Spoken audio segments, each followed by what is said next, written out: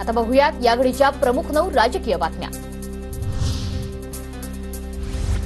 पंकजा मुंडेंना राज्यसभेवर पाठवा। पंकजा मुंडेंना आणि ओबीसी समाजाला प्रतिनिधित्व देणं गरजेचं, फडणवीसांनी केली केंद्राला विनंती, सूत्रांची माहिती। बिनशर्त पाठिंबा दिला नसता तर तुम्ही बिनशर्त उघडे पडला असता।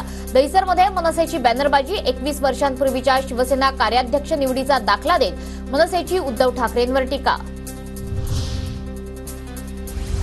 वरळीत बिनशर्त पाठिंबा घेऊन मुलाला आमदार बनवलं, हे विसरायला लावू नका। बिनशर्तवरील टीकेवर अमित ठाकरेंचा उद्धव ठाकरेंवर पलटवार। विनोद त्यांना पण समजवायला 10 मिनिटं लागली, मला कळायला पण 10 मिनिटं लागली। मला फक्त वाटतं की इकडे वरळीत त्यांना जेव्हा बिनशर्त पाठिंबा दिला तेव्हा त्यांना काही वाटलं नाही, तेव्हा तो घेतला, मुलाला आमदार बनवलं। त्याच्यामुळे मला वाटतं की ह्या गोष्टी आपण विसरलो नाही पाहिजे।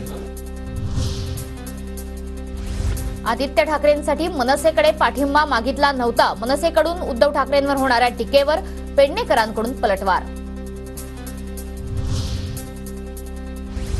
आदित्य ठाकरेंच्या वरळी मतदारसंघात अमित ठाकरे सक्रिय, तर अमित ठाकरेंच्या मागे संपूर्ण महायुती। अमित ठाकरेंच्या भीतीने काहींची हवा गेली आहे, प्रसाद लाड यांचा आदित्य ठाकरेंना टोला। शरद पवार गटाच्या नवनिर्वाचित खासदारांची आज पुण्यात बैठक, विधानसभा निवडणुकीच्या पार्श्वभूमीवर शरद पवार खासदारांना मार्गदर्शन करणार। विधानसभेच्या जागा वाटपाचा निर्णय महायुतीचे 3ही नेते मिळून घेतील, जागा वाटपाचा अंतिम निर्णय दिल्लीत होईल। रामदास कदमांच्या मागणीवर गिरीश महाजनांचं वक्तव्य। साहेब काही वेगळं सांगतायत, रामदासजी काही वेगळं, पण मला वाटतं हा निर्णय तिन्ही आमचे नेते मिळून त्या ठिकाणी करतील। राष्ट्रीय पातळीवर आमच्या दिल्लीमध्ये या संदर्भामध्ये सगळ्याची चर्चा होईल।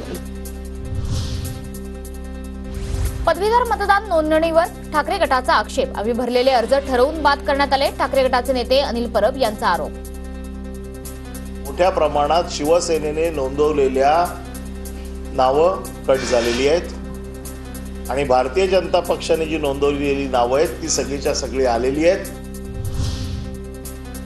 जळगावातील 11 विधानसभा जागांवर काँग्रेस स्वबळावर लढणार, काँग्रेसचे जळगाव जिल्हाध्यक्ष प्रदीप पवार यांची माहिती।